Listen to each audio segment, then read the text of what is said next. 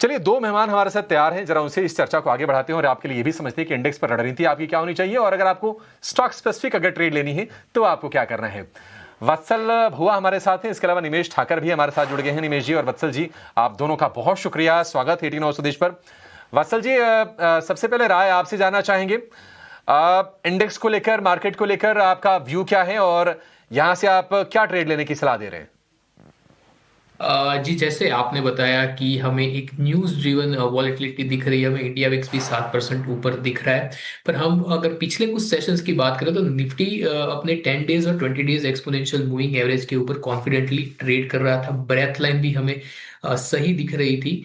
तो मुझे लगता है कि अगर आपको 26,150, जहां पे निफ्टी का on the hourly chart 50 hour का मूविंग एवरेज प्लेस्ड है, अगर आपको ये लेवल्स मिलता है तो यहाँ पे मुझे लगता है निफ्टी को बाय करके चला जा सकता है। आपका एक स्टॉप लॉस रहना चाहिए 26,050 पे।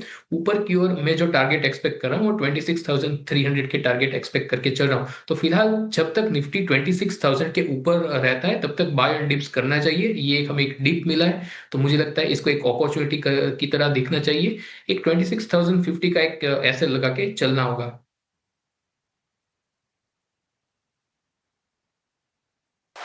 ओके, तो चलिए, गिरावट में खरीदारी के मौके ढूंढने हैं, ये मानना है मिस्टर वत्सल बुआ का। ओके, Vatsal ji, good afternoon to you. बताइए आपकी तरफ से क्लोजिंग ट्रेड्स क्या होंगे?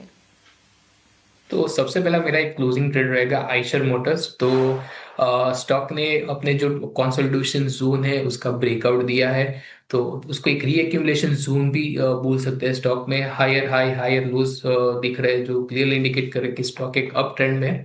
फिलहाल स्टॉक ने एक कंसोलिडेशन ब्रेकआउट दिया है। स्टॉक अपने 20 days 50 days exponential moving average के ऊपर सस्टेन कर रहा है। तो मुझे लगता है हेवल्स को लॉन्ग करके चला जा सकता है। 7300 का एक स्टॉप लॉस लगाया जा सकता है। ऊपर की ओर जो टारगेट मैं एक्सपेक्ट कर रहा हूँ वो है 7800 के। दूसरा मेरा जो एक कॉल है वो भी हेवल्स पे ही रहेगा।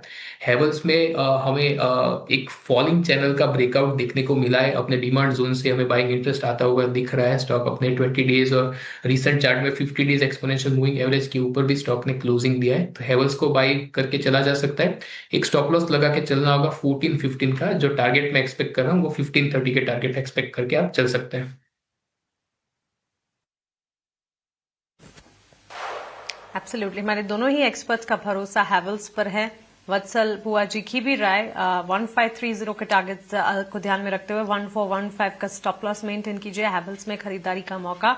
वहीं ऑटो सेक्टर की रफ्तार को देखते हुए आइशर मोटर्स पर भी एक टेक, वहां पर भी खरीदारी के मौके बनते हुए आइशर मोटर्स में 7,800 तक के टारगेट्स एक्सपेक्टेड, 7,300 का एक स्टॉप लॉस मेंटेन करना होगा। मजबूती यहां से फर्दर अपसाइड एंटिसिपेटेड है। दो स्टॉक्स आज काफी कमजोर दिख रहे हैं, नए शॉर्ट्स भी बनते दिख रहे हैं, कमिंस का और दूसरा आईआरसीटीसी का। आईआरसीटीसी पे एक राय ले लेते हैं, 3% से ज्यादा गिरावट यहां पर दिख रही है। वत्सल जी, आप बताइए आपकी राय क्या है आईआरसीटीसी पे?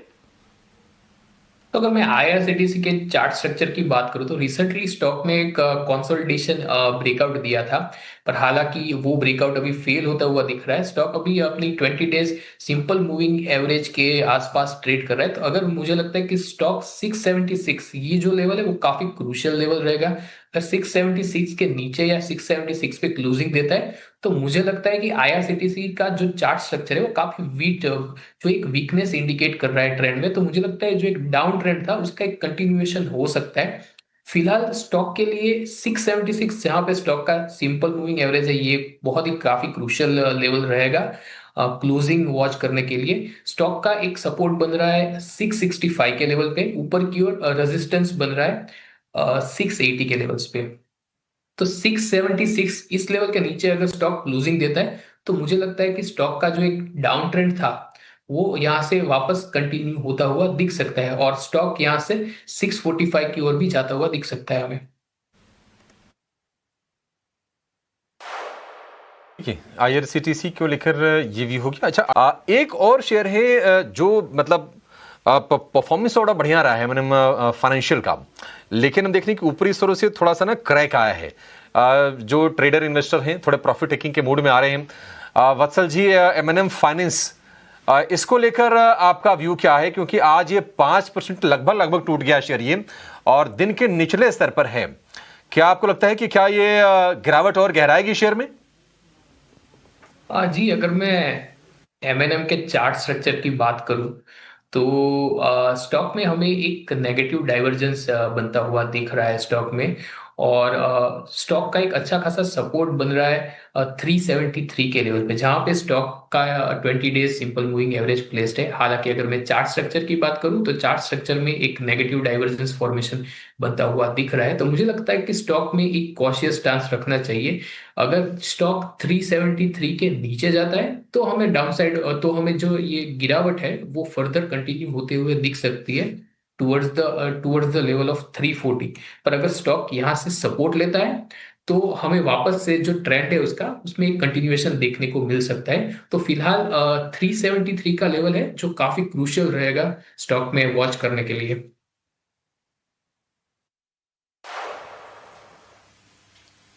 ओके, 373 के लेवल को वॉच आउट करना होगा, काफी क्रूशियल लेवल है। डाउनसाइड जो है वो सरप्राइजिंग है क्योंकि इनके business update, quarterly business update आते दिखे और अच्छे बिजनेस अपडेट के बावजूद एमएनएम फाइनेंशियल सर्विसेज के स्टॉक में इस तरह का डाउनसाइड ट्रेंड नजर आ रहा है। तो इस पर नजर जरूर रखेंगे हम। लेकिन वीमार्ट की आय में करीब 10% की सालाना ग्रोथ देखने को मिली है। इन दोनों स्टॉक्स पर आपका टेक्निकल नजरिया क्या होगा? तो अगर मैं वीमार्ट की बात करूं तो वीमार्ट में स्टॉक का जहां पे डिमांड जोन है जो कि है 696 से, यहाँ पे स्टॉक का एक डिमांड जोन है। तो यहाँ पे हमें अच्छी खासी बाइंग देखने को मिली है। स्टॉक का 20 days simple moving average placed है 737 के लेवल्स पे।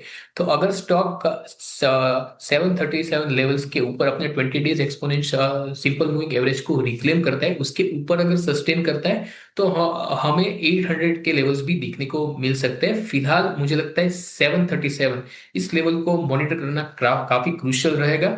स्टॉक फिलहाल ट्रेड कर रहा है 732 के लेवल्स के ऊपर।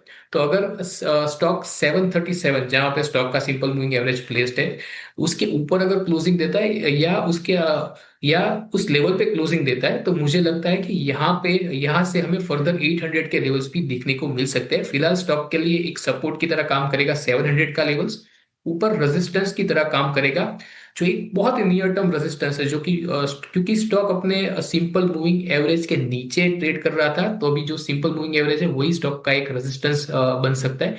तो 737 को एक रेजिस्टेंस की तरह भी देखना चाहिए और 737 ब्रेक करता है तो उसको एक ब्रेकआउट की तरह भी देखना चाहिए। तो फिलहाल 737 के लेवल्स काफी क्रूशियल रहेंगे स्टॉक के लिए।